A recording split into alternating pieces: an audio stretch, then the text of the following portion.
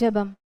அன்பின் தகப்பனே, உம்மை நன்றியோடு துதிக்கிறோம் அப்பா, ஸ்தோதரிக்கிறோம், நன்றி செலுத்துகிறோம். உம்முடைய அன்புக்காக, உம்முடைய கிருபைக்காக, உம்முடைய இரக்கங்களுக்காக நன்றி அப்பா. உம்முடைய பிரசன்னம் எங்களை தாங்குகிறதற்காய், வழி நடத்துகிறதற்காய் நன்றி செலுத்துகிறோம். எங்களுக்கு என்ன என்ன தேவைகளோ எல்லாவற்றையும் சிலுவையில் செய்து முடித்திருக்கிறீர். இந்த சத்தியத்திற்கு நேராக எங்களை வழி நடத்தி கொண்டிருக்கிறீர். சத்திய ஆவியானவரே, வேதத்தின் இரகசியங்களை, மறைபொருட்களை எங்களுக்கு எளிமையாக நாங்கள் புரிந்து கொள்ளும் வகையில் கற்றுக் கொடுக்கிறதற்காக நன்றியப்பா. தடைகளை, மனக்கடினத்தை இயேசுவின் நாமத்தினாலே அப்புறப்படுத்துகிறேன். சத்தியத்தை அறிந்து கொள்ளக்கூடிய, அதை தாழ்மையாக ஏற்றுக்கொள்ளக்கூடிய உணர்வுள்ள இருதயங்களை எங்கள் ஒவ்வொருவருக்கும் நீர் தருகிறதற்காக நன்றி. வார்த்தையாக நீர் கடந்து வருகிறதற்காய் நன்றி. உம்முடைய வார்த்தையை நீர் அற்புதங்களினாலும் அடையாளங்களினாலும் உறுதிப்படுத்துகிறதற்காய் நன்றி செலுத்துகிறேன். எங்கள் தேவைகளை நீர் அறிந்திருக்கிறீர். ஏற்ற மன்னாவை தாரும். முழுமையாக அர்ப்பணிக்கிறேன். இயேசுவின் மூலம் ஜெபிக்கிறேன் நல்ல பிதாவே, ஆமென். Praise the Lord. ஹல்லேலூயா. நன்றி இயேசுவே. நம்ம கையில் மொபைல் ஃபோன் வச்சுருக்கோம் இல்லையா, அந்த மொபைல் ஃபோனில் கேமரா இருக்கலாம், நிறையா ஆப் இருக்கலாம், இன்னும் அதில் நம்ம பயன்படுத்தக்கூடிய காரியங்கள் நிறையா இருக்கலாம். ஆனாலும் மொபைலில் சார்ஜ் இல்லை அப்படின்னு சொன்னால் அதனால பயன் உண்டா? இல்லை. அதில் என்னதான் இருந்தாலும் சார்ஜ் இல்லை அப்படின்னு சொன்னால் அந்த மொபைலை என்ன செய்ய முடியாது? பயன்படுத்த முடியாது. அதே போல தான் கிறிஸ்தவ வாழ்க்கையில் நமக்கு படிப்பு இருக்கலாம், பட்டம் இருக்கலாம், பதவி இருக்கலாம், அந்தஸ்து இருக்கலாம், பணம் இருக்கலாம், எல்லாமே இருக்கலாம். ஆனால் அவருடைய பிரசன்னத்தில் நாம் இருக்கலை அப்படின்னு சொன்னால் அது ஒரு வெறுமையான ஒரு வாழ்க்கை தான். இன்றைக்கு தேவனுடைய பிரசன்னத்தை குறித்து தான் நம்ம தியானிக்க போகிறோம். வேதத்தில் உள்ள 2 ராஜாக்கள் அவங்க வாழ்க்கையில் எதை தேடினாங்க, எதை பெற்றுக்கொண்டாங்க, எதை இழந்து போனாங்க. இன்றைக்கு நாம் எதை தேடணும், அதை தான் இன்றைக்கு நம்ம தியானிக்க போகிறோம். வாசிக்கலாம். 1 சாமுவேல் 23:1 முதல். இதோ பெலிஸ்தர் கேகிலாவின் மேல் யுத்தம் பண்ணி களஞ்சியங்களை கொள்ளையிடுகிறார்கள் என்று தாவீதுக்கு அறிவிக்கப்பட்டது. அப்பொழுது தாவீது, நான் போய் அந்த பெலிஸ்தரை முறியடிக்கலாமா என்று கர்த்தரிடத்தில் விசாரித்ததற்கு கர்த்தர், நீ போ, பெலிஸ்தியரை முறியடித்து கேகிலாவை இரட்சிப்பாயாக என்று தாவீதுக்கு சொன்னார்.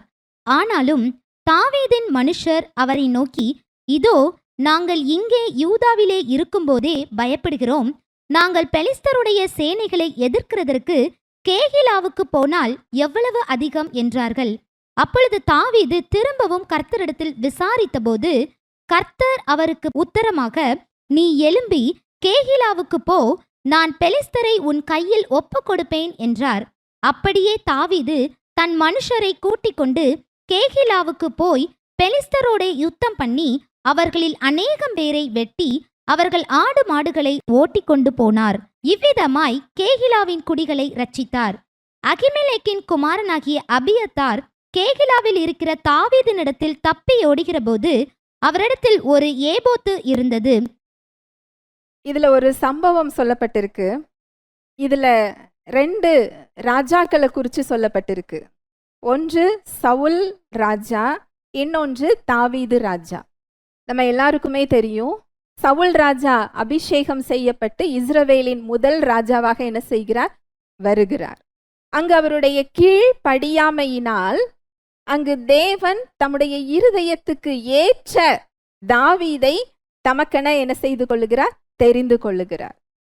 அங்கு தாவீதை தேவன் தெரிந்து கொண்டார் என்பதை சவுல் ராஜா என்ன செய்து கொள்ளுகிறார்? அறிந்து கொள்ளுகிறார்.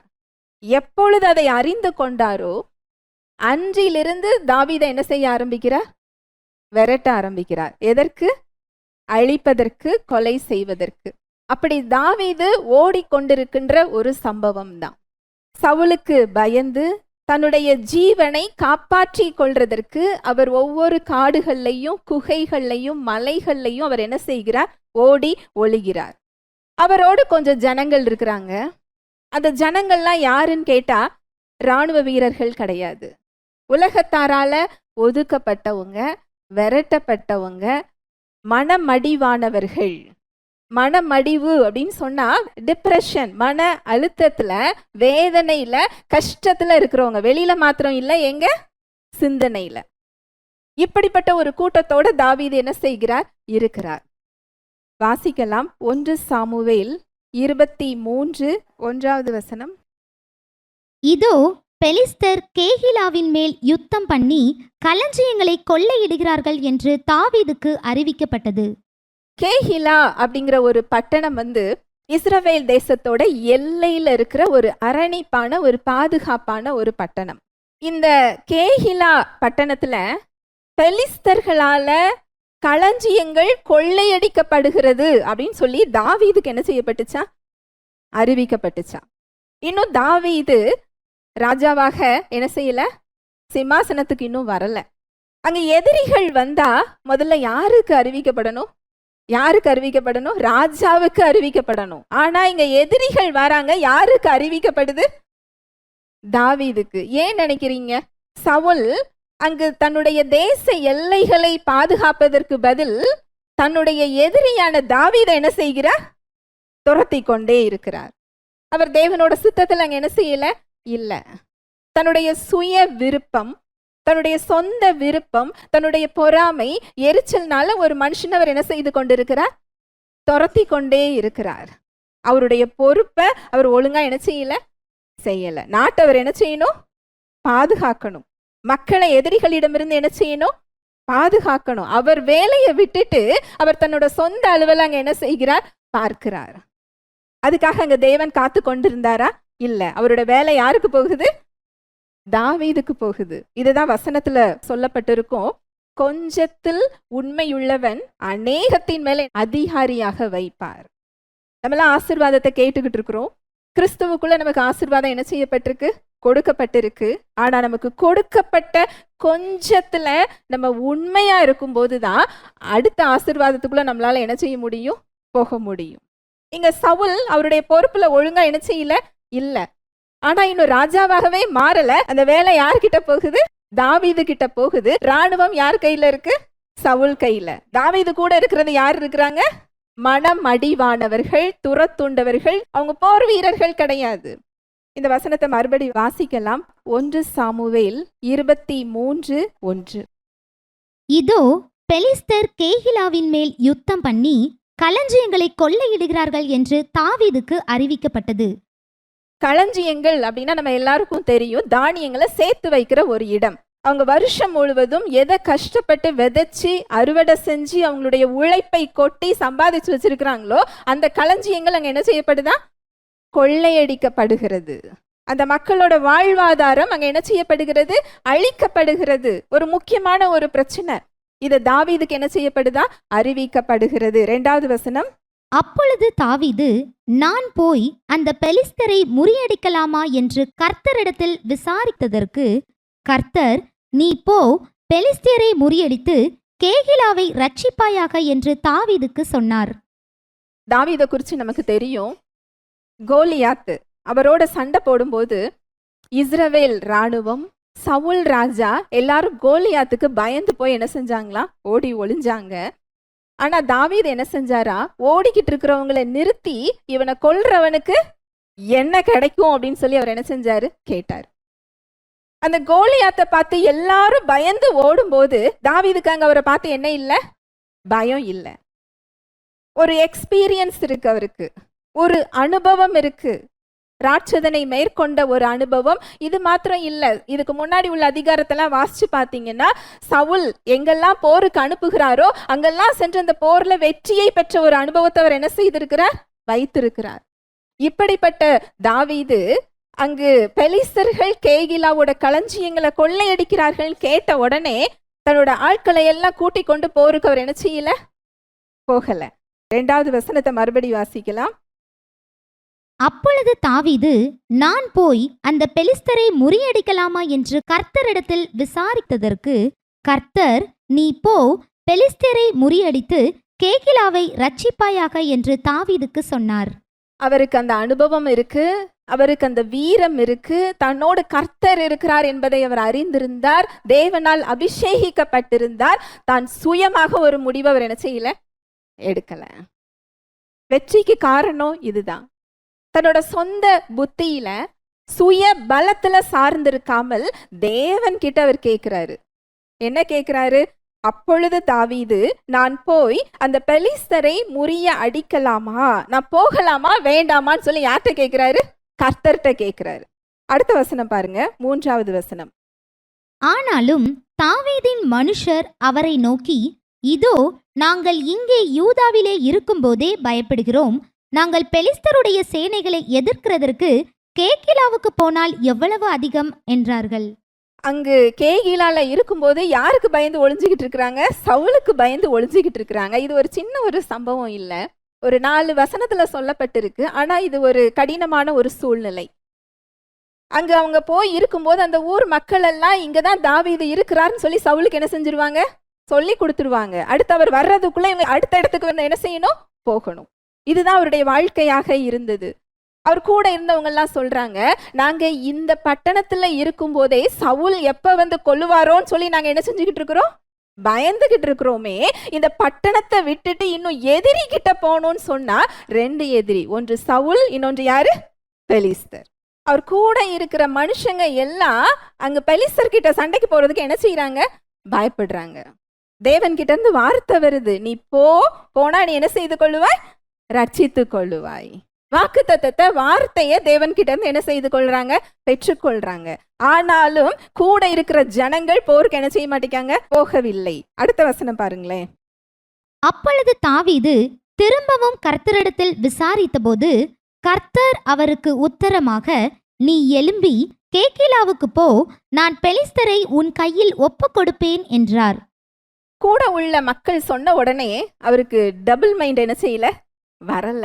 அப்படி வந்ததுன்னா போற பிளான் அவர் என்ன செஞ்சிருப்பாரு? விட்டுருப்பாரு. இது என்னோட வேலையே இல்ல, இது யாரோட வேலை? சவுல் ராஜாவோட வேலை. எனக்கு அதுக்கான ஆட்கள் இல்ல. நான் சவுலுக்கு பயந்து ஓடிக்கொண்டிருக்கும் போது நான் இன்னொரு எதிரியை போய் எப்படி நான் சமாளிக்க முடியும்? எளிதாக தாவீது என்ன செஞ்சிருக்கலாம்? நினைச்சிருக்கலாம். அந்த மக்கள் சொல்லும் போது அவங்க சொல்ற விஷயத்துல ஒரு காரியம் இருக்கு. நாங்க அங்க எப்படி போய் எதிரிகிட்ட போய் எப்படி நிற்க முடியும்? அதுக்கு தாவீது என்ன செய்யறாரு? மறுபடியும் கர்த்தர்ட்ட என்ன செய்யறாரா? கேட்கிறாரா. அப்பொழுது தாவீது திரும்பவும் கர்த்தரிடத்தில் விசாரித்த போது கர்த்தர் அவருக்கு உத்தரமாக, நீ எழும்பி கேகிலாவுக்கு போ, நான் பெலிஸ்தரை உன் கையில் ஒப்பு கொடுப்பேன் என்றார். ஏன் தேவன் முதல்ல சொன்னதுல தாவீதுக்கு சந்தேகமா அப்படின்னு கேட்டா இல்ல, அந்த மக்களுக்கு விசுவாசம் வர வேண்டும். தேவனுடைய வார்த்தையில் மறுபடியும் அந்த மக்களுக்கு என்ன வேணும்? விசுவாசம் வரணும்னு சொல்லி மறுபடியும் அங்க கர்த்தர்ட்ட கேட்கிறாரு. தன்னோட இருதயத்தையும் அவரது வார்த்தையில் அங்க என்ன செய்கிறார்? திடப்படுத்துகிறார். அடுத்த வசனம், 5வது வசனம். அப்படியே தாவீது தன் மனுஷரை கூட்டிக் கொண்டு கேகிலாவுக்கு போய் பெலிஸ்தரோடே யுத்தம் பண்ணி அவர்களில் அநேகம் பேரை வெட்டி அவர்கள் ஆடு மாடுகளை ஓட்டிக் கொண்டு போனார். இவ்விதமாய் கேகிலாவின் குடிகளை ரட்சித்தார். அங்க பெலிஸ்தர்களோட அவங்க என்னெல்லாம் வச்சிருந்தாங்களோ எல்லாத்தையும் என்ன செஞ்சாங்களாம்? அங்க உள்ள அவங்கள எதிரிகளை அழிக்கவும் செஞ்சாங்களாம். அவங்க வச்சிருந்த பொருட்களையும் என்ன செஞ்சாங்களா? எடுத்துட்டு வந்தாங்களாம். எவ்வளோ பெரிய வெற்றி இல்லையா? நம்ம இந்த வெற்றியை ஒரு எளிதா பார்க்குறோம். ஆனா இந்த வெற்றிக்கு தாவீது என்னெல்லாம் செஞ்சிருக்கிறாரு இல்லையா? சூழ்நிலையை பார்க்கல, கூட இருந்தவங்க சொல்ற வார்த்தைகளை கேட்கல, தன்னோட வேலையே இல்லை என்றாலும் அந்த மக்களை பாதுகாக்க வேண்டும் என்ற ஒரு பொறுப்பு, ஒரு கடமை, ஒரு கம்பேஷனேட், ஒரு இரக்கம், அதுதான் அங்க தேவனை என்ன செய்ய வைக்குது? செயல்பட வைக்குது. அங்க அவங்க இழந்தது மாத்திரம் இல்ல, அவங்களோட கொள்ளை பொருட்களையும் என்ன செஞ்சாங்களா? எடுத்துட்டு வந்தாங்களாம். இன்றைக்கு கிறிஸ்துவுக்குள்ள நமக்கு அதுதான் கொடுக்கப்பட்டிருக்கு. திருடன் திருடவும் கொல்லவும் அழிக்கவும் வருகிறான். இன்னைக்கு தேவன் கிறிஸ்துவுக்குள்ள கொடுத்திருக்கின்ற ஆசீர்வாதம், விடுதலை, வாழ்வு, தேவ வாழ்வு நமக்கு கொடுக்கப்பட்டிருக்கு. சமாதானம் கொடுக்கப்பட்டிருக்கு. அவன் சுகத்தை திருட வருகிறான், நம்முடைய சமாதானத்தை திருட வருகிறான், நம்முடைய சந்தோஷத்தை திருட வருகிறான், நம்முடைய கையின் பிரயாசங்களை அவன் என்ன செய்ய வருகிறான்? திருட வருகிறான். அவனை எதிர்த்து நிற்கிற அதிகாரம் மாத்திரம் இல்ல, அவன் எதையெல்லாம் கொள்ளை அடிச்சுட்டு போனானோ அதையெல்லாம் திரும்ப எடுத்துக்கொள்ளக்கூடிய வாழ்வும் அதிகாரமும் நமக்கு என்ன செய்யப்பட்டிருக்கு? கொடுக்கப்பட்டிருக்கு. ஹல்லேலூயா, பிரைஸ் தி லார்ட். அடுத்த வசனம். அகிமெலேக்கின் குமாரனாகிய அபியத்தார் கேகிலாவில் இருக்கிற தாவீதினிடத்தில் தப்பி ஓடுகிறபோது அவரிடத்தில் ஒரு ஏபோத்து இருந்தது. தாவீது கேகிலாவுக்கு வந்தார் என்று சவுலுக்கு அறிவிக்கப்பட்டபோது தேவன் அவரை என் கையில் ஒப்பு கொடுத்தார். அவர் கதவுகளும் தாழ்பாள்களும் உள்ள பட்டணத்திற்குள் பிரவேசித்ததினால் அடைப்பட்டிருக்கிறார் என்று சவுல் சொல்லி தாவீதையும் அவர் மனுஷரையும் முற்றுகை போடும்படிக்கு கேகிலாவுக்கு போக எல்லா ஜனத்தையும் யுத்தத்திற்கு அழைப்பித்தார். தனக்கு பொல்லாப்பு செய்ய சவுல் எத்தனம் பண்ணுகிறார் என்று தாவீது அறிந்து கொண்டபோது ஆசாரியனாகிய அபியத்தாரை நோக்கி ஏபோத்தை இங்கே கொண்டு வா என்றார். அப்பொழுது தாவீது, இஸ்ரவேலின் தேவனாகிய கர்த்தாவே, சவுல் கேகிலாவுக்கு வந்து என் நிமித்தம் பட்டணத்தை அழிக்க வகை தேடுகிறார் என்று உமது அடியானாகிய நான் நிச்சயமாய் கேள்விப்பட்டேன். கேகிலா பட்டணத்தார் என்னை அவர் கையில் ஒப்பு கொடுப்பார்களோ? உம்முடைய அடியார் கேள்விப்பட்டபடி சவுல் வருவாரோ? இஸ்ரவேலின் தேவனாகிய கர்த்தாவே, இதை உம்முடைய அடியாருக்கு தெரிவிக்க வேண்டும் என்றார். அதற்கு கர்த்தர், அவர் வருவார் என்றார். இதுல என்ன சொல்லப்பட்டிருக்கு அப்படின்னா, பெலிஸ்தர்கள் எதிரா வர்றாங்க அப்படிங்கிறது சவுலுக்கும் என்ன செஞ்சிருக்கும், தெரிஞ்சிருக்கும். ஆனா அப்போ சவுல் ராஜா என்ன செய்யல, வரல. ஆனா தாவீது அங்கதான் இருக்கிறாருன்னு கேட்ட உடனே அரணிப்பான ஒரு இடத்துல தேவன் என்னோட எதிரியை என்ன செஞ்சு வச்சிருக்கிறாரு, என் கையில கொடுத்துட்டாருன்னு சொல்லி தாவீதை அழிக்கிறதுக்கு அவர் என்ன செய்கிறார், தயாராகிறார். இதை கேட்ட உடனே அந்த இடத்துல இருந்து அவர் போகவா வேண்டாமா? அதுக்கும் தாவீது என்னதான் செய்கிறார், தேவன் கிட்ட கேட்கிறார். எப்படி கேட்கிறாரு? அந்த வசனத்துல சொல்லப்பட்டிருக்கும், ஆசாரியனாகிய அபியத்தாரை நோக்கி ஏபோத்தை இங்கே கொண்டு வா என்றார். இந்த ஏபோத் அப்படிங்கிறது தேவ பிரசன்னத்தோட அடையாளம். இந்த ஏபோத் அப்படிங்கிறது ஆசாரியர்களுடைய ஒரு பரிசுத்தமான ஆடை. இந்த ஆடையில கற்கள் பதிக்கப்பட்டிருக்கும். தேவனுடைய குரலை, அவரது வழி காட்டுதலை அந்த கற்கள் மூலமாக அந்த ஆடையிலிருந்து அவங்க என்ன செய்து கொள்வாங்க, பெற்றுக்கொள்வாங்க. ராஜாக்களாக இருக்கட்டும், தீர்க்கதரிசிகளாக இருக்கட்டும், அங்க ஏபோத்திட்ட போய் அந்த பிரசன்னத்துல போய் அவங்க கேட்கும் போது, நாங்க போகலாமா வேண்டாமா, யுத்தம் செய்யலாமா செய்ய வேண்டாமா, இந்த இடத்துல நாங்க என்ன செய்யணும், இந்த வழிகாட்டுதலை அந்த ஏபோத்துல இருந்து அவங்க என்ன செய்து கொள்வாங்களா, பெற்றுக்கொள்வாங்க. அந்த ஏபோத் ஸ்பெஷல் கிடையாது, தேவனுடைய பிரசன்னம். பழைய உடன்படிக்கையில தேவன் தீர்க்கதரிசிகள் மூலமாக பேசினார், கனவுகள் மூலமாக பேசினார், தரிசனத்துல அவர் பேசுகிறார். அடுத்து இந்த ஆசாரியர்களோட ஆடை அந்த ஏபோத் மூலமாக தேவன் என்ன செஞ்சாரா, பேசினார். அவர் ஏபோத் மூலமாக எப்படி பேசினார் என்று சொல்லப்படல, ஆனா ஏபோத் மூலமா அவர் என்ன செஞ்சாரா, பேசினார். அவர்களுக்கு வழியை அங்க என்ன செய்தார், காட்டினார். இந்த ஏபோத் எங்கிருந்து யார்கிட்ட வந்திருக்கு, சவுல் கிட்ட இருந்து யார்கிட்ட வந்துதா, தாவீது கிட்ட. இதுக்கு முன்னாடி உள்ள அதிகாரங்கள் எல்லாம் நான் சுருக்கமா உங்களுக்கு நான் சொல்றேன். தாவீது சவுலுக்கு தப்பி ஓடும்போது அங்க ஒரு ஆசாரியரிடம் செல்லுகிறார். அந்த ஆசாரியருக்கு இவர் தப்பிச்சு வராருன்னு சொல்லி என்ன செய்யாது, தெரியாது. அங்க தாவீதோட பசிக்கு அங்க உள்ள அப்பங்களையும் திராட்சரசத்தையும் எடுத்து என்ன செய்கிறார், கொடுக்கிறார். அங்க இருந்த கோலியாத்தோட பட்டயத்தையும் எடுத்தவர் என்ன செய்கிறார், கொடுக்கிறார். அதை பார்த்து கொண்டிருந்த சவுலுடைய ஆள் ஒருவர் போய் சவுல் கிட்ட போய் என்ன செய்து விடுகிறார், சொல்லி விடுகிறார். இதை கேட்ட உடனே அந்த ஆசாரியர்கள் எல்லாரையும் வர வைத்து அந்த ஆசாரியர்கள் 85 பேர் அவர் என்ன செய்து விடுகிறார், கொலை செய்து விடுகிறார். அதுல தப்பித்து வந்த ஒரு ஆசாரியர் அந்த ஏபோத்தையும் தூக்கிக்கிட்டு யார்கிட்ட வராரா, தாவீது கிட்ட வராரு. ஏபோத் அப்படிங்கிறது தேவனுடைய குரலை கேட்கிற ஒரு வழி. இங்கு சவுல் தாவீது மேல இருந்த அந்த பொறாமையானது, அந்த கசப்பானது, அந்த எரிச்சலானது தேவனுடைய பிரசன்னத்துக்கு எதிராக அங்க என்ன செய்ய வைக்குது, செயல்பட வைக்குது. அவருடைய குரலை எதிர்த்து நிற்கிற ஒரு இடமா இருக்கு, அவருடைய பிரசன்னத்தை விட்டு விலகி போற ஒரு இடமா இருக்குது. ஆனா அங்க சவுல் நினைச்சது என்ன செய்யல, நடக்கல. ஏபோத் தேவனோட பிரசன்னத்தோட ஒரு அடையாளம். அந்த ஏபோத் யாருகிட்ட வருது, தாவீது கிட்ட வருது. அரசாங்கத்துல அங்க அரசவையில ராஜா கிட்ட இருக்கக்கூடிய ஏபோத் கொகையில சவுலுக்கு பயந்து ஒளிஞ்சுக்கிட்டு இருக்க யார்கிட்ட வருது, தாவீது கிட்ட வருது. ஆவிக்குரிய பிரின்சிபல் என்ன தெரியுமா, ஆவிக்குரிய விதிமுறை என்ன தெரியுமா? முதல்ல சவுல் அபிஷேகம் பண்றாரு. சவுல் அங்க ஒரு கீழ்ப்படியாமைக்குள்ள போறாரு. தேவனுக்கு அவர் ஒத்துழைக்கல. முதல்ல அந்த அபிஷேகம் அவரை விட்டு என்ன செய்யுது? போகுது. அந்த கிருபை அவரை விட்டு போகுது. அடுத்து அந்த பிரசன்னமும் அவரை விட்டு என்ன செய்யுது? போகுது. படிப்படியாக செல்கிறது. வெளியில பாக்குறதுக்கு சவுல் இன்னமும் யாருதான்? ராஜா தான். ஒரு நாட்டோட ராஜா, பெரிய அதிகாரத்துல இருக்கிறாரு, வல்லமையில இருக்கிறாரு, ஒரு ராணுவம் அவர் கையில இருக்கு. எல்லா ஜனங்களும் அவர் சொன்னா என்ன செய்வாங்க? கீழ்ப்படிவாங்க. வெளியே எல்லாம் இருக்கு, ஆனா உள்ள என்ன செய்யல? எதுவுமே இல்லை. இன்றைக்கு அநேக கிறிஸ்தவர்கள், விசுவாசிகள் இப்படிதான் என்ன செஞ்சுக்கிட்டு இருக்கிறோம். ஆவிக்குரிய வீழ்ச்சி அப்படிங்கிறது முதல்ல வெளியில என்ன செய்யாது? தெரியாது. உள்ளுக்குள்ள அது படிப்படியாக கொஞ்சம் கொஞ்சமாக அது என்ன செய்யும்? இருக்கும். இந்த 2 ராஜாக்களோட வாழ்க்கையிலையும் அதை பார்க்க முடியும். முதல்ல அந்த கிருபை அவரை விட்டு என்ன செய்து? விலகுது. அவருக்கு தெரியல. அபிஷேகம் அவரை விட்டு என்ன செய்து?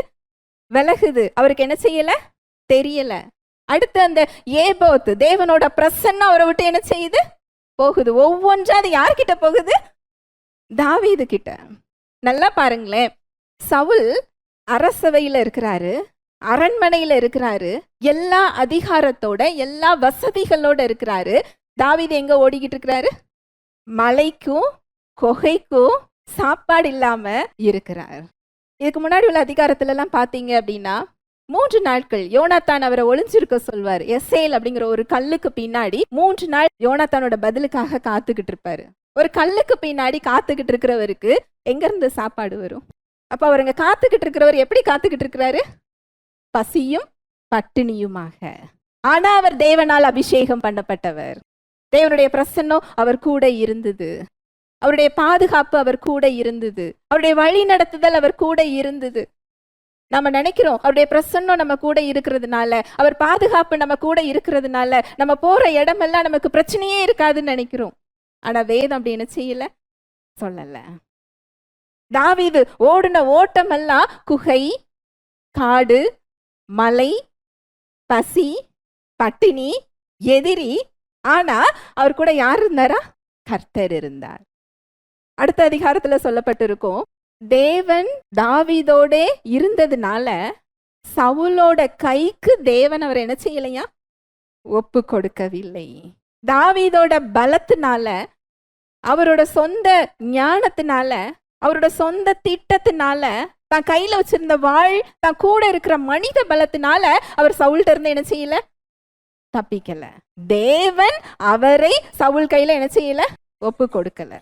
அங்க ராஜாவா தாவீதை உருவாக்குகிறதற்கு தேவன் படிப்படியாக அவரை பராமரித்து கொண்டிருக்கிறார், உருவாக்கி கொண்டிருக்கிறார், உயர்த்தி கொண்டிருக்கிறார். அந்த அபிஷேகம் போகுது, கிருபை போகுது, அந்த பிரசன்னமும் அடுத்தவர்கிட்ட என்ன செய்யுது?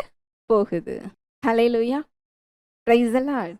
அங்க சவுல் வந்த உடனே தாவீது தன்னிச்சையா அந்த முடிவை எடுக்கல. மறுபடியும் ஏபோத்தை என்ன செய்ய? கொண்டு வா. இந்த மக்கள் என்ன ஒப்பு கொடுப்பாங்களா? கேட்கிறாரு. ஒப்பு கொடுப்பாங்க. சவுல் என்ன பிடிப்பாரா?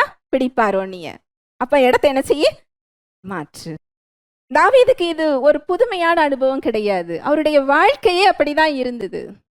அடுத்து 1 சாமுவேல் 30வது அதிகாரத்துல வாசிச்சு பாத்தீங்கன்னா, தான் கையில வச்சிருந்த எல்லா, தன்னோட குடும்பம், தன்னுடைய மனைவி, பிள்ளைகள், கூட இருக்கிறவர்களோட மனைவி, பிள்ளைகள், தாங்க வச்சிருந்த பொருட்கள் எல்லாரையும் அவங்க இழந்துருவாங்க. கூட இருக்கிற ஜனங்களும் அவரை கொல்லுகிறதுக்கு என்ன செய்வாங்களா? கல்ல எடுப்பாங்களாம். அழுகிறதுக்கு பலன் இல்லாமல் போகும் மட்டும் தாவீது அழுதாராம். அழுதுட்டு, நான் அந்த தண்டை பின்தொடர்ந்து போகவா? அதை பிடிக்க முடியுமா? யார்கிட்ட கேட்காரு? கர்த்தர்கிட்ட கேட்டார்.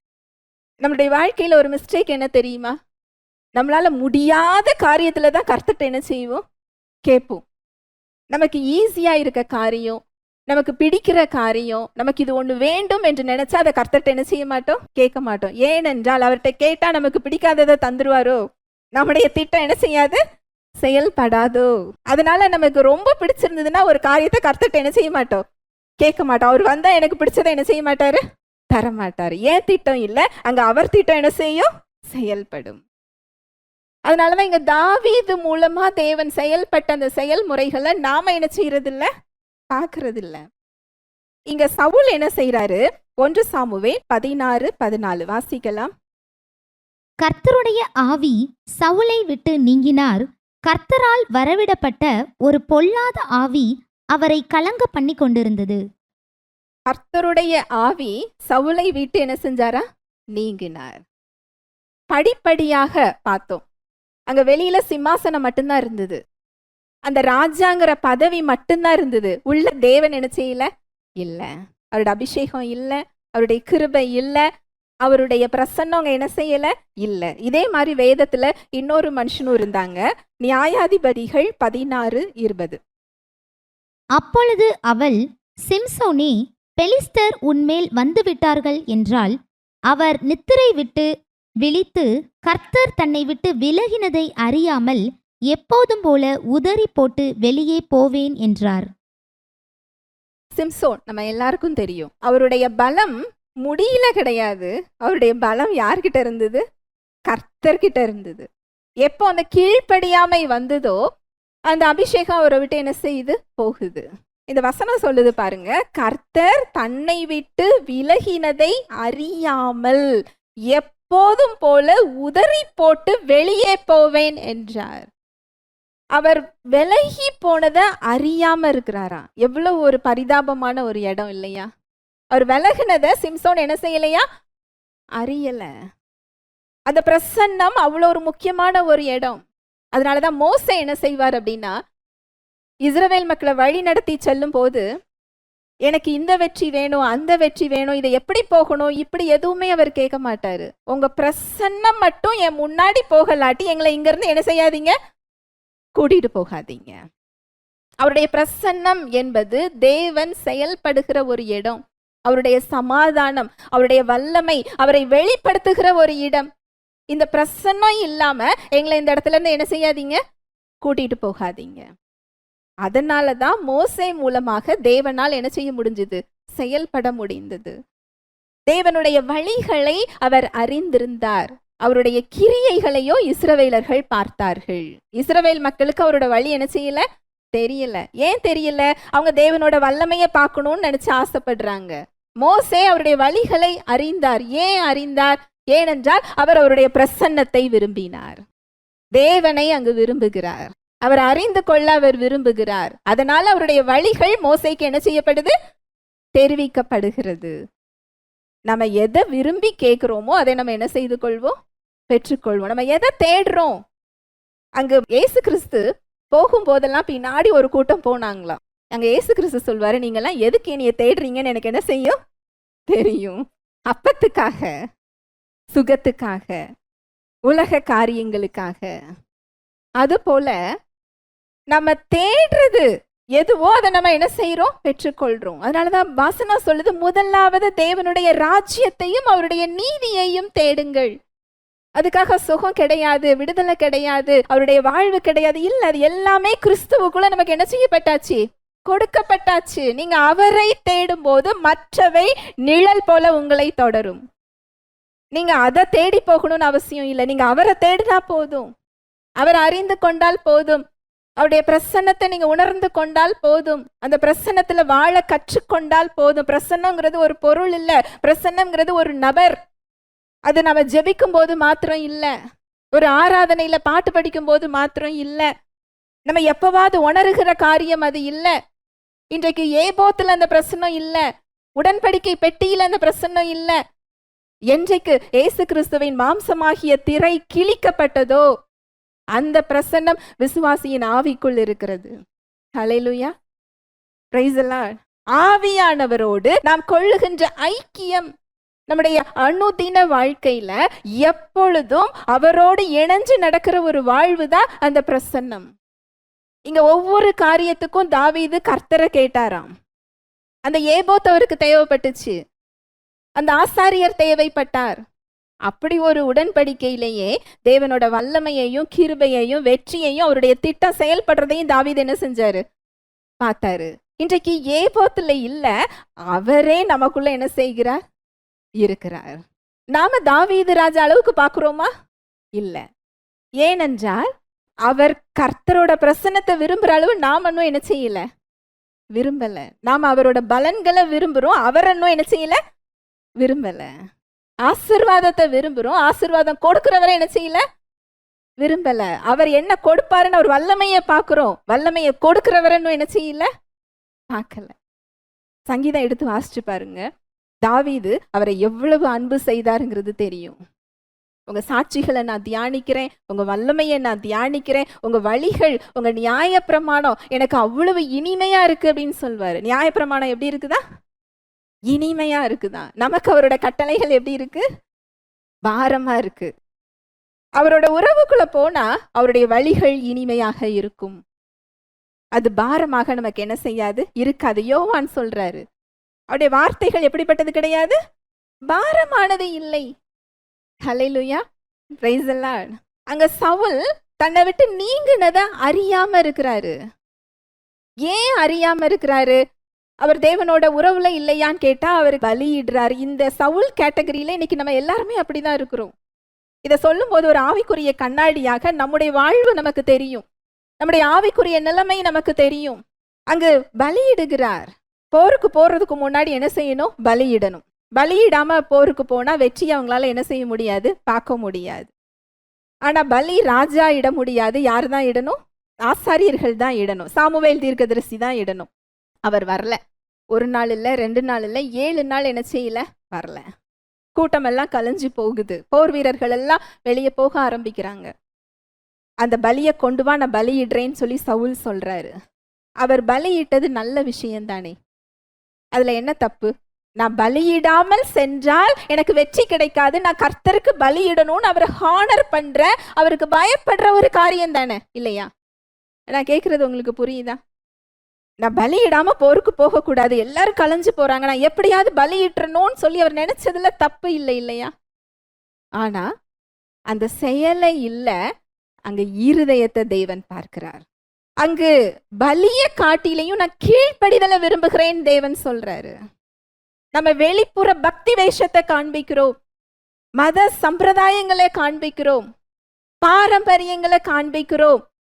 அந்த பலிகளை காட்டிலையும் அவர் எதை விரும்புறாரா? கீழ்ப்படிதல். அவரை நம்புகிறத, அவர் வார்த்தை அப்படியே ஏற்றுக்கொள்றத அவர் என்ன செய்கிறார்? விரும்புகிறார். அங்க தீர்க்கதரிசி வராமலே இருந்தாலும், இராணுவமே இல்லாம போனாலும், சவுல் தனியாக அங்க காத்து கொண்டிருந்தால் அங்க யுத்தமே இல்லாமல் தேவனால் என்ன செய்ய முடிஞ்சிருக்கும்? செய்ய முடியும்.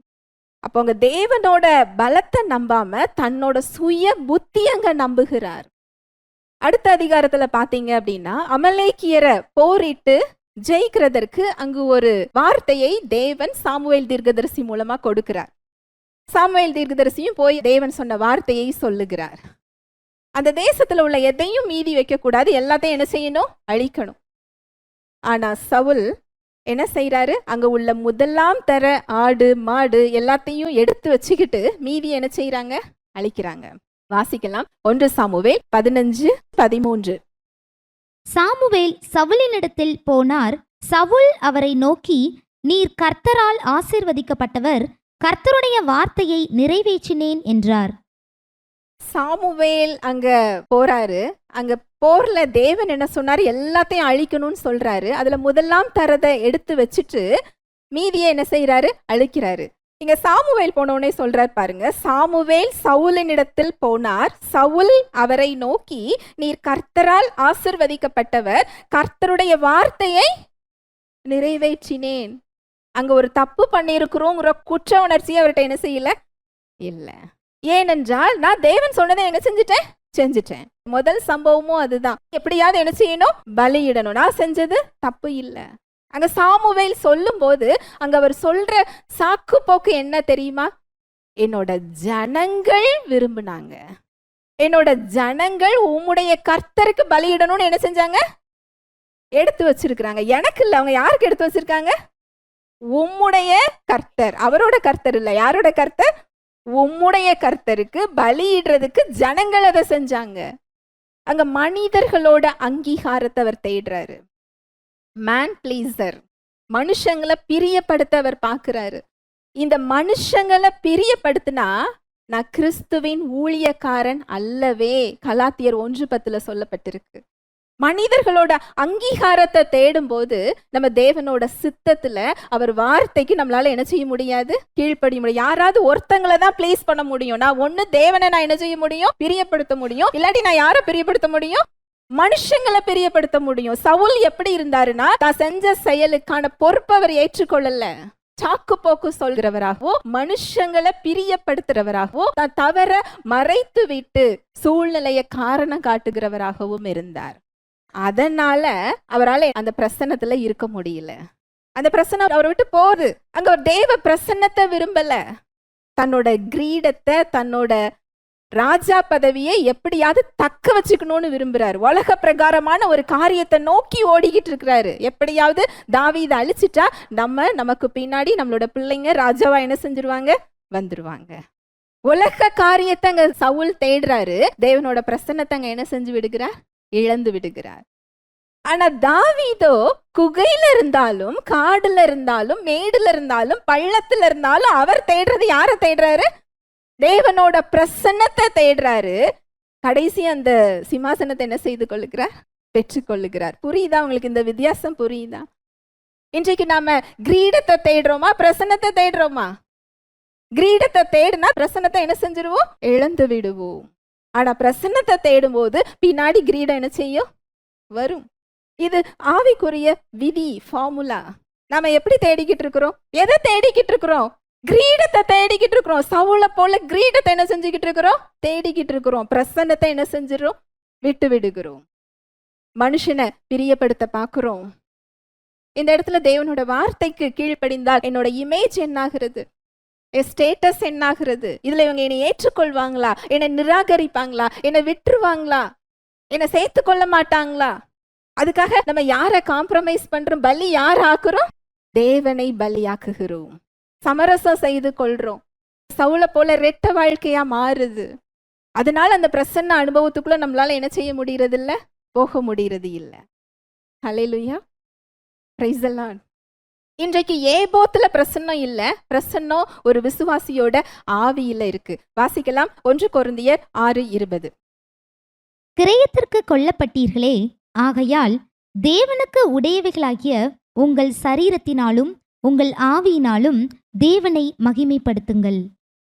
கிரயத்துக்கு கொல்லப்பட்டீர்களே, ஆகையால் தேவனுக்கு உடையவைகளாகிய உங்கள் சரீரத்தினாலும் உங்கள் ஆவியினாலும் தேவனை மகிமைப்படுத்துங்கள். 1 கொரிந்தியர் 3:16. நீங்கள் தேவனுடைய ஆலயமாய் இருக்கிறீர்கள் என்றும் தேவனுடைய ஆவி உங்களில் வாசமாய் இருக்கிறார் என்றும் அறியாதிருக்கிறீர்களா? நீங்கள் தேவனுடைய ஆலயமாய் இருக்கிறீர்கள் என்றும் தேவனுடைய ஆவி உங்களில் வாசமாய் இருக்கிறார் என்றும் அறியாதிருக்கிறீர்களா? இது உனக்கு தெரியாதா அப்படின்னு நம்ம யார்கிட்ட போய் கேட்போம்? ஒரு விஷயம் தெரியாதவங்க கிட்ட போய் தான் ஒரு விஷயத்தை என்ன செய்வோம், சொல்லுவோம். அது போல இங்க பவுல் சொல்றாரு, நீங்க தேவன் தங்கி இருக்கின்ற ஆலயம். அப்படி என்றால் அந்த ஏபோத்துல இருந்த அந்த பிரசன்னம், தேவனுடைய வழி நடத்துதல், தேவனுடைய சந்நிதி, உடன்படிக்கை பெட்டியில இருந்த அவருடைய பிரசன்னம், எப்பொழுது இயேசு கிறிஸ்துவின் சரீரமாகிய திரை கிழிக்கப்பட்டதோ, மகா பரிசுத்த ஸ்தலத்துல அந்த திரை மேலிருந்து கீழாக 2ஆக கிழிக்கப்பட்டதோ, அந்த பிரசன்னம் விசுவாசியின் ஆவிக்குள் வந்துவிட்டது. இது எப்போதாவது நடக்கிற அனுபவம் இல்ல, என்றென்றைக்குமாக அந்த பிரசன்னம் எங்கதான் இருக்கு, நமக்குள்ளதான் இருக்கு. இந்த பிரசன்னம் நம்மள என்ன செய்யுது அப்படின்னா, நமக்கு சமாதானத்தை கொடுக்குது, சூழ்நிலைகளை ஆளச் செய்கின்ற அதிகாரத்தை வெளிப்படுத்துது, சத்துரு உள்ள வர முடியாத அரணான கோட்டையாக, பாதுகாப்பாக, மதிலாக நம்மளை சுற்றி நிற்கிறது. இந்த பிரசன்னம் உயிர்ப்பிக்கிற வல்லமையுள்ள ஆவியானவரை நம்ம சரீரத்துல உயிர்ப்பிக்க வைக்கிறது. அவ்வளோ எளிதா நீங்க சுகத்தை இதுல தான் பார்க்க முடியும். நான் இயேசுவின் தழும்புகளால் சுகமானேன் சுகமானேன் நீங்க உட்கார்ந்து மனப்பாடம் செஞ்சு சொல்லணும்னு அவசியம் இல்லை. அந்த பிரசன்னத்துக்குள்ள நீங்க இருந்தா போதும், உங்க சரீரத்துல நீங்க என்ன பார்க்க முடியும், சுகம் பார்க்க முடியும் எளிதாக. ரோமர் 8:6 வாசிக்கலாம். மாம்ச சிந்தை மரணம், ஆவியின் சிந்தையோ ஜீவனும் சமாதானமுமாம். மாம்ச சிந்தை மரணம், ஆவியின் சிந்தையோ ஜீவனும் சமாதானமுமாம். இந்த மாம்ச சிந்தை மரணம் அப்படின்னு சொல்லப்பட்டிருக்கிறது, பாவ சிந்தை மரணம்னு சொல்லப்பட்டிருக்குதா, மாம்ச சிந்தை மரணம்னு சொல்லப்பட்டிருக்குதா? மாம்ச சிந்தைனா என்ன நினைக்கிறீங்க? பயம், கவலை, வருத்தம், கோபம், எரிச்சல், உலகத்திலிருந்து வரக்கூடிய காரியங்கள், உங்க உணர்வுகள், உங்க புலன்கள் சொல்லக்கூடிய காரியங்கள், நீங்க யோசிக்கிற விஷயங்கள், இது எல்லாமே என்னதுதான்? மாம்ச சிந்தை தான். இதுல பாவ சிந்தைன்னு என்ன செய்யப்படல? சொல்லப்படல. நம்ம பாவம் என்றால் மட்டும்தான் தேவனுக்கு பிடிக்காதுன்னு நினைக்கிறோம். ஒரு உண்மையை சொல்றேன், சத்தியத்தை சொல்றேன், உங்க மாம்ச சிந்தையும் தேவனை என்ன செய்ய விடாது? செயல்பட விடாது. அதனாலதான் அவர் சொல்றாரு, நான் உங்களை விசாரிக்கிறவரானபடியினால் உங்க கவலையெல்லாம் என்கிட்ட என்ன செய்யுங்க? தந்து விடுங்க. உங்க யுத்தத்தை ஏன் கையில கொடுங்க. வருத்தப்பட்டு பாரம் சுமக்கிறவர்களை நீங்கள் எல்லாரும் என்கிட்ட என்ன செய்யுங்க? நான் சுமக்கிறேன், நீங்க சுமக்க தேவையில்லை. எதனாலனா இந்த மாம்ச சிந்தை உங்களுக்கு உள்ள பிரசன்னத்தை அதை என்ன செய்யும்? தடுக்கும். உயிர்ப்பிக்கிற வல்லமையுள்ள ஆவியானவர் உங்களுக்குள்ள இருக்கிறாரு. பாவ விடுதலை உங்களுக்குள்ள இருக்குது. சாப விடுதலை இருக்கிறது. தேவனுடைய வாழ்வு இருக்கு, சமாதானம் இருக்கு. சூழ்நிலைகள்ல இருந்து வரக்கூடிய சமாதானம் இல்ல, சூழ்நிலைகளை ஆளக்கூடிய சமாதானம். எத்தனை புயல் அடிச்சாலும், எத்தனை பிரச்சனை வந்தாலும், எப்படி அங்க இயேசு கிறிஸ்து தூங்கி கொண்டிருந்தாரோ அந்த சூழ்நிலைகளை ஆளக்கூடிய சமாதானத்தை அவர் நமக்கு தந்திருக்கிறாரு. எந்த மனுஷனாலையும் எந்த சூழ்நிலையாலையும் கொடுக்க முடியாத, எடுக்க முடியாத சமாதானத்தை அவர் தந்திருக்கிறாரு. அந்த பிரசன்னத்துல இருக்கு. இது எல்லாம் நம்ம மாம்ச சிந்தை என்ன செய்யும்? தடுக்கும். ஆவியின் சிந்தையோ ஜீவனும் சமாதானமுமாம். நீங்க அவருடைய வார்த்தையை உங்க சிந்தனையில வச்சிருக்கிறது, தேவனை நீங்க வச்சிருக்கிறது ஜீவனையும் சமாதானத்தையும் வெளிப்படுத்துகிறது. இந்த பிரசன்னம் அப்படிங்கிறத நம்ம தவறுதலா புரிஞ்சு வச்சிருக்கிறோம். எப்படி புரிஞ்சு வச்சிருக்கிறோம் அப்படின்னா, நம்ம ஜெபிக்கும் போது ஒரு சமாதானம் நம்ம சிந்தனைக்கு வருது. நம்ம ஆராதிக்கும் போது அவருடைய பிரசன்னத்தை நம்ம என்ன செய்யறோம்? உணர்றோம். உடனே அந்த பிரசன்னத்துல நான் இருக்கிறேன் நம்ம என்ன செய்யறோம்? நினைக்கிறோம். ஆனா உங்க உணர்வுகள்ல இருந்து வரக்கூடிய சமாதானம் இல்ல. உங்க இருதயம், உங்க சிந்தை அவருடைய வார்த்தைக்கு ஒத்து அந்த வார்த்தையோட அலைன் ஆகிறதுனால ஒரு சமாதானம் வரும் பாருங்க. அதுதான் அந்த பிரசன்ன சமாதானம். உங்களுக்கு நான் இன்னொரு கேள்வி கேட்குறேன். நம்ம ஆராதிக்கலாம், பாட்டு படிக்கலாம். நான் ஆராதனைக்கு எதிரானவள் அல்ல. நான் சொல்ல வர சத்தியத்தை புரிந்து கொள்ளுங்கள். பாட்டு படிக்கிறோம், கைகளை உயர்த்துறோம். உங்களுக்கு கண்ணீர் வரலாம், உங்களுக்கு உணர்வுகள் வரலாம், உங்க உணர்ச்சியில நீங்க அவரை உணரலாம். ஏன்னா பிரசன்னம் எங்க தான் இருக்கு? உங்களுக்குள்ளதான் இருக்கு. உங்களோட சரீரத்துல உணர முடியும், அந்த சூழல்ல உங்களால அவரை உணர முடியும். நான் அந்த பிரசன்னத்துல இருக்கிறேன் நீங்க நினைக்கிறீங்க. ஆனா அவருடைய வார்த்தை உங்ககிட்ட வெளிப்படுத்துற காரியங்கள், இந்த இடத்துல மன்னிக்கணும், இந்த இடத்த விட்டு கொடுக்கணும், இந்த இடத்துல அமைதியா இருக்கணும், இந்த இடம் உனக்கு வேண்டாம், இதை நீ என்கிட்ட கொடுத்துரு, இந்த பழக்கம் என்னைய தடுத்துக்கிட்டு இருக்கு, இது வேண்டாம், என்கிட்ட நீ அதை சரண்டர் பண்ணு என்று அவர் உங்களுக்கு உணர்த்துற காரியங்களை அவர்கிட்ட கொடுக்காம, அவர்கிட்ட காண்பிக்காம, நம்ம ஒரு மாஸ்க் போட்டு மூடி வச்சுக்கிட்டு நம்ம ஆராதனையில எப்படிதான் அந்த பிரசன்னத்தை உங்க உணர்வுகள்ல பார்த்தாலும் அது உண்மையான பிரசன்னம் இல்லை. நான் சொல்ல வர்றது உங்களுக்கு புரியுதா? இன்றைக்கு நம்ம அநேகர் நம்மளை ஏமாற்றி கொண்டு இருக்கிறோம். அதனாலதான் யாக்கோபு சொல்றாரு, உங்களை நீங்களே வஞ்சியாத படிக்கு நீங்கள் திருவசனத்தை கேட்கிறவர்களாக மாத்திரமல்ல அதன்படி செயல்படுகிறவர்களாக இருங்கள். தேவ பிரசன்னம் குறித்து நமக்கு தெரியல. 1 யோவான்ல சொல்லப்பட்டிருக்கு, தேவன் ஒளியாக இருக்கிறார். அவருடைய பிரசன்னம் உங்களுக்குள் வந்தால் அந்த பிரசன்னத்தில் இருள் இருக்காது. அந்த பிரசன்னம் நம்முடைய இருதயத்தை உணர்த்தும். நம்ம மாற வேண்டிய இடங்கள் அது என்ன செய்யும்? சுட்டி காண்பிக்கும். அந்த இடத்துல சவுல் மாதிரி நம்ம சாக்கு போக்கு சொல்லாமல் தாவீது மாதிரி திறந்த மனசோட அவர்கிட்ட என்ன செய்யணும்? போகணும். இதை ஒன்றைதான் தேவன் நம்ம கிட்ட என்ன செய்கிறார்? எதிர்பார்க்கிறார். தாவீது தவறு செய்யாதவர் இல்லை. திறந்த மனதோடு அவரிடம் செல்லுகிறார், பலவீனத்தோடு அவரிடம் செல்லுகிறார். கிருபை என்பது நாம செய்யற தவறுகளுக்கு சாக்கு போக்காக சொல்லுகிற இடம் அல்ல.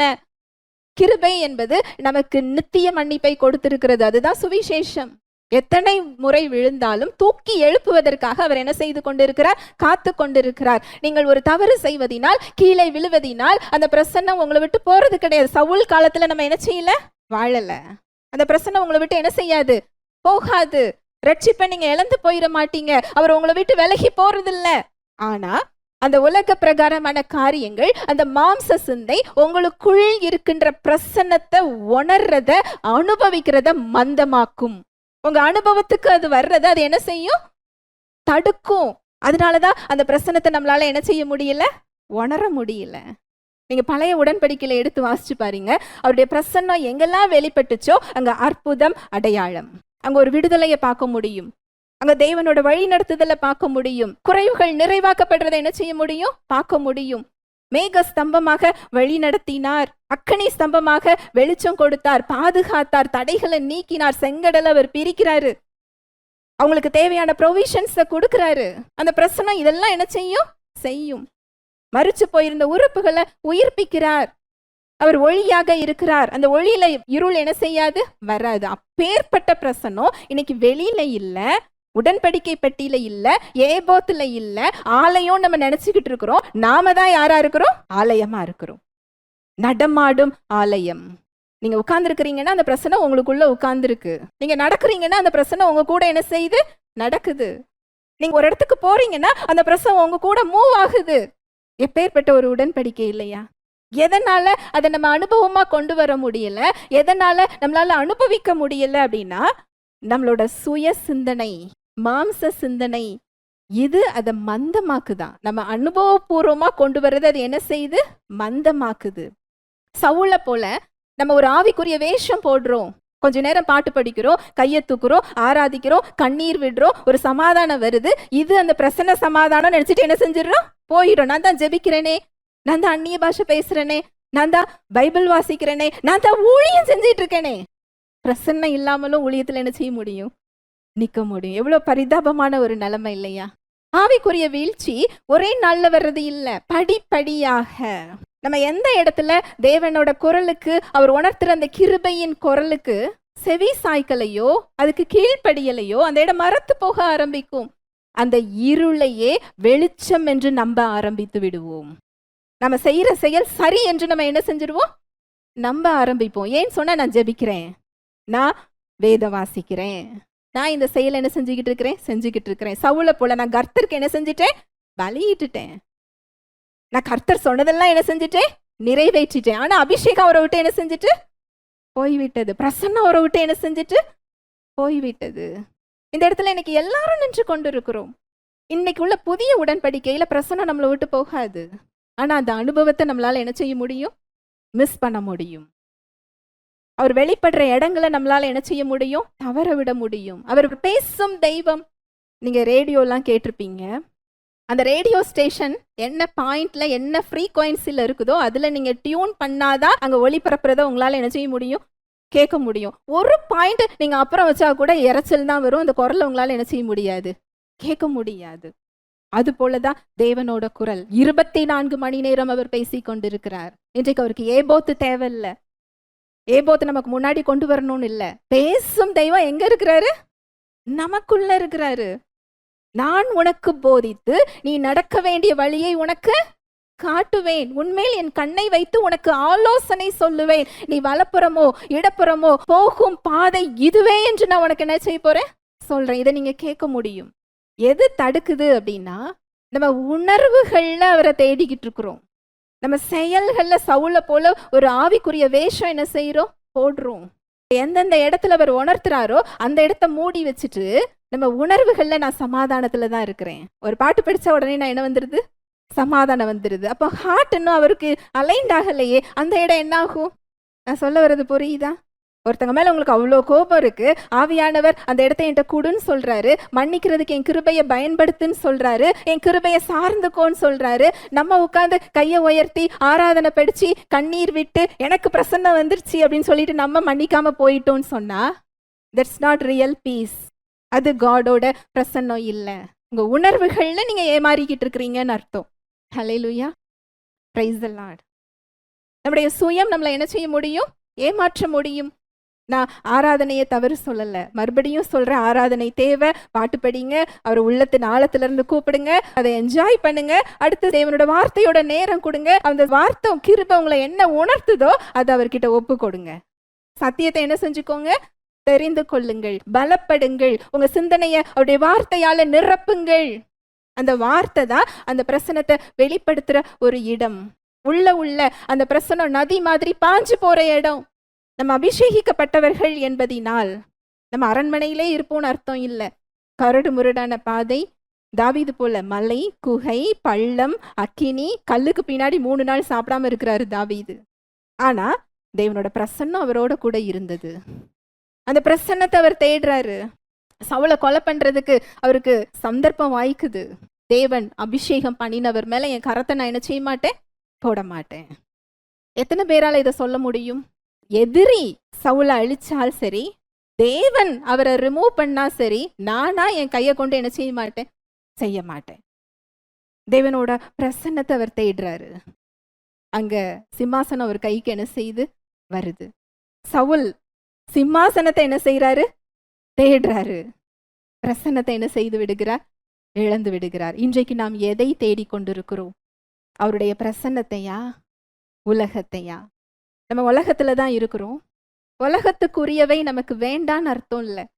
அதனாலதான் சிலுவையில் அவர் கொடுத்த பரிகார பலியில இந்த உலகத்துக்கு தேவையான வாழ்வும் நமக்கு என்ன செய்யப்பட்டிருக்கு, கொடுக்கப்பட்டிருக்கு. சுகம், பாவ விடுதலை. பாவம் ஒரு விசுவாசிய ஆளுகை செய்ய முடியாது. ஒரு விசுவாசி பாவத்துல இருக்க வேண்டிய அவசியம் இல்ல. சாபம் உங்க வீட்டுல இருக்க முடியாது. ஏனென்றால் இயேசு கிறிஸ்து நமக்காக சாபமாகி நியாயப்பிரமாணத்தின் சாபத்திற்கு நீங்களாக்கி நம்மை மீட்டு கொண்டார். சமாதான குறைவு நம்ம வீட்டுல இருக்க முடியாது. குறைவுகள் இருக்க முடியாது. உனக்கு விரோதமாக உருவாகும் ஆயுதம் இயேசுவின் நாமத்தினால வாய்க்காமல் போகும். திருடன் எதெல்லாம் திருடிட்டு போயிருக்கானோ இதை ரெண்டத்தனையா நம்ம அவன்கிட்ட என்ன செய்ய முடியும், வாங்க முடியும். சமாதானத்தை திரும்ப பெற்றுக்கொள்ள முடியும், சுகத்தை பெற்றுக்கொள்ள முடியும், ஆசீர்வாதத்தை பெற்றுக்கொள்ள முடியும், விடுதலையை பெற்றுக்கொள்ள முடியும், வாழ்வை பெற்றுக்கொள்ள முடியும். இதெல்லாம் ஏன் நமக்கு போராட்டமா இருக்கு அப்படின்னா, நம்மளுடைய கவனம் அதுல இருக்கு. அதை கொடுத்தவர் மேல என்ன செய்யல, இல்ல. உலகத்துல இருக்கு, அந்த பிரசன்னத்தின் மேல என்ன செய்யல, இல்ல. சவுலை போல ஆவிக்குரிய வேஷத்துல நம்மள நாமளே என்ன செஞ்சுக்கிறோம், ஏமாற்றிக்கிறோம். நான் சரியாதான் இருக்கிறேன், நான் பலியிட்டுட்டேன், கர்த்தர் சொன்ன வார்த்தையை என்ன செஞ்சுட்டேன், நிறைவேற்றிட்டேன், உங்களோட கர்த்தருக்காக தான் இதை நான் செஞ்சுக்கிட்டு இருக்கிறேன். ஆனா உள்ள பிரசன்னம் போனதையே அவர் என்ன செய்யல, அறியல. தாவீது ஒவ்வொரு முறையும் தேவனை கேட்கிறார். நான் இது போகலாமா, வேண்டாமா, இதை செய்யலாமா, வேண்டாமா, இந்த இரத்த பலிக்கு என்னை நீங்கள் ஆக்கிவிடும். காத்திருக்கிறாரு. எது வரைக்கும் காத்திருக்கிறாரு? யோனத்தான்ட்ட சொல்றாரு, எனக்கும் மரணத்துக்கும் இடையில 1 அடி தூரம் தான் இருக்கு. 1 அடி தூரம்னா எவ்வளவு தூரம் நினைக்கிறீங்க? பக்கத்துல. மரணம் எங்கதான் நிக்குது, பக்கத்துல தான் நிக்குது.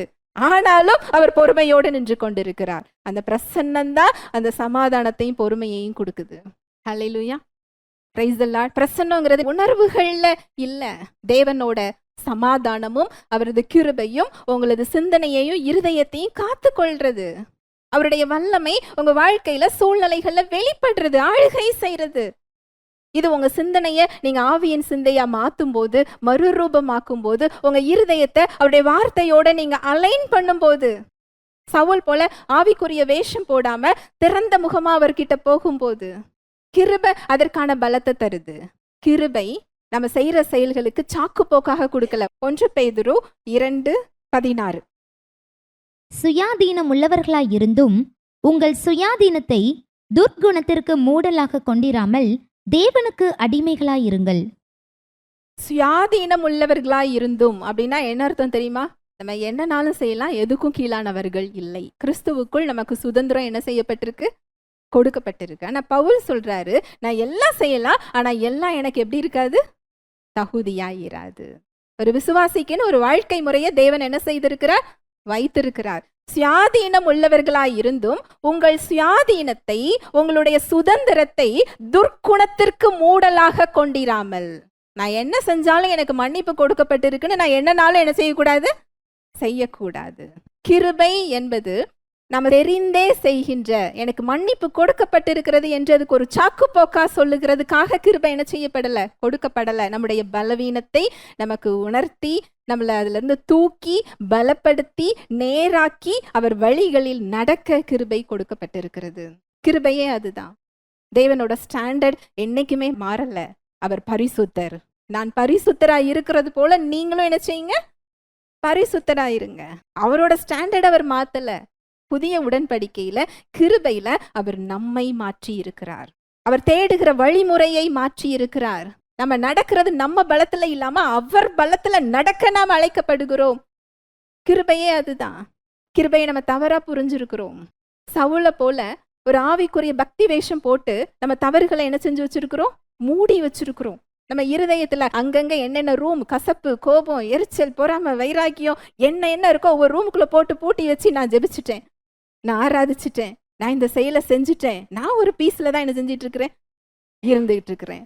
இது பிரசன்னம் அல்ல. ஹல்லேலூயா, பிரைஸ் தி லார்ட். நம்ம பலத்துல இல்ல, ஒரு ஓப்பன் ஹார்ட். எஸ், அவர் உணர்த்துறாரா, அதுக்கு கீழ்ப்படியணும். அது மாத்திரம் தான் நம்ம செய்யணும். அந்த டைரக்ஷன் அவர் கொடுத்துருவாரு. இல்ல இது ஏன் வழி இல்ல.